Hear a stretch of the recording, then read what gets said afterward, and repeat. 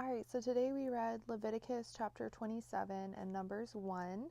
And in Leviticus chapter 27, God gives Israel the laws about vows, about redemption, tithing, how the firstlings or the firstborns always belong to the Lord. And I feel like God is teaching them to honor what they say, and that what they say and what they promise has a price, and he puts a price on it. So he tells them that if they make a vow, that they are required to pay for that vow.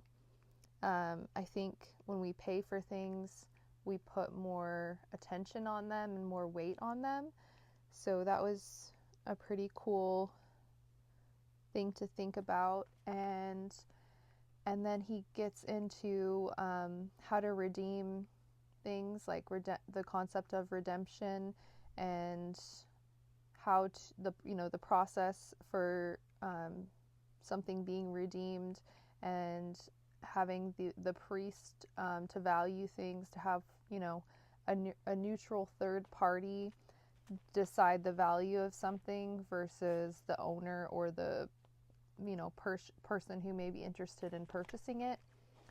And then he also notes that everything that is sold is valued based on how many years until the year of Jubilee. So it seems like they're calculating a use cost for the amount of time that they'll be able to use it before it needs to be returned to the owner.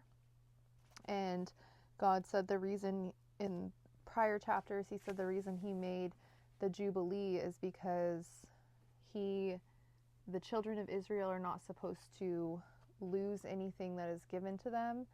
So they can only sell things until the year of Jubilee, and then it needs to be returned to the owner so that they can essentially never lose it, because God said it's an eternal possession for them.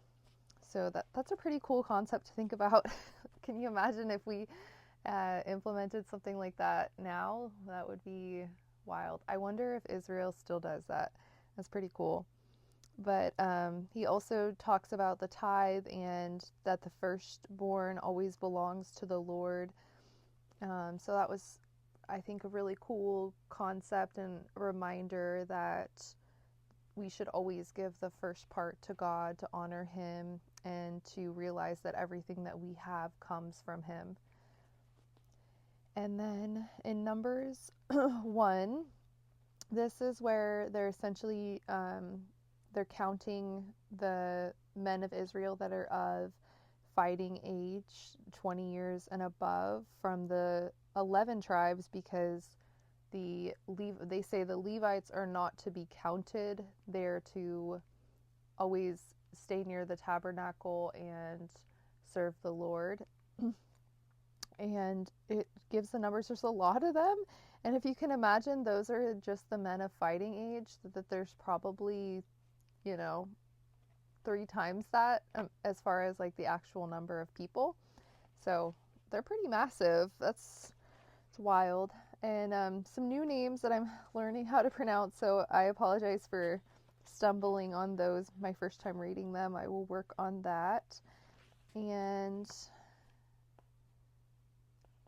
then he gets into some requirements for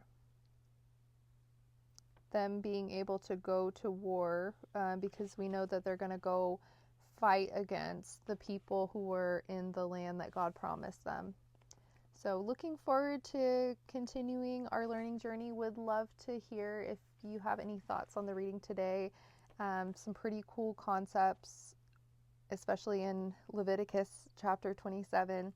I am just thinking about so many different things from that one, so there was a lot, but don't want to make the commentary too long. So feel free to comment if you are inclined to, and thank you so much for joining. I hope you have an amazing day.